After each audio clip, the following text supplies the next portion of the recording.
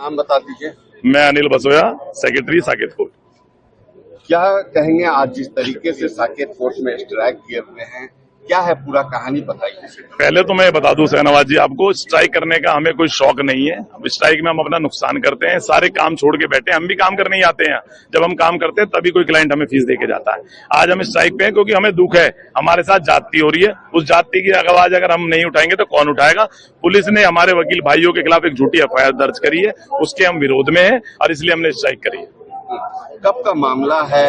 और ये वैसे तो हमारे एक वकील साहब है, सनलाइट कॉलोनी एरिया में रहते हैं। उनके घर के पास कुछ लोग इलीगल एक्टिविटीज करते हैं। उन्होंने उसकी कंप्लेंट देने थाने में गए तो वहां पर जो सब इंस्पेक्टर साहब है उन्होंने वो कंप्लेंट तो ली नहीं, बल्कि उन्हीं के खिलाफ बदतमीजी करी, उनके साथ मारपीट भी करी।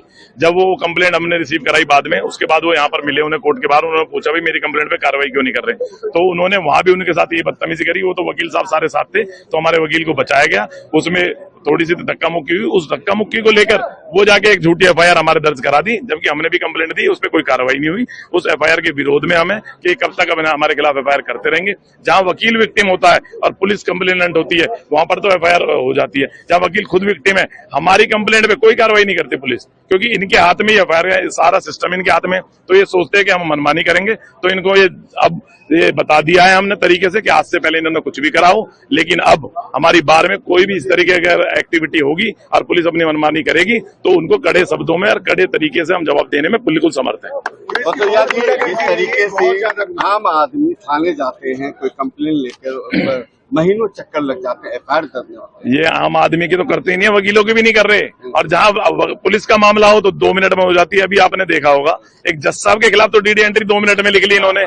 जो जज साहब जो है, उन जज साहब के भी हमने पता करा, वो जज साहब भी बिल्कुल ठीक है, उसमें भी उन पुलिस वाले साहब की गलती है। अगर ऐसा कुछ हो रहा था जो उन्होंने दिखाया कि मैंने जज साहब को ये दिया वो दिया, तो पहले कंप्लेंट क्यों नहीं करी? पहले क्यों पैसे दे रहे थे? तब कहां से आ रहे थे पैसे?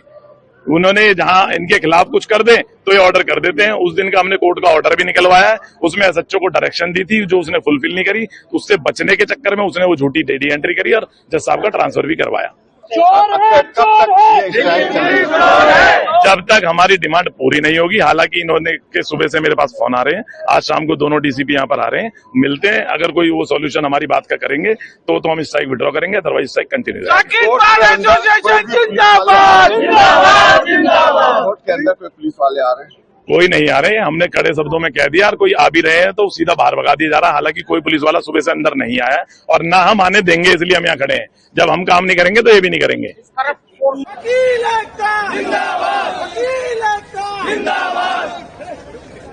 दिल्ली पुलिस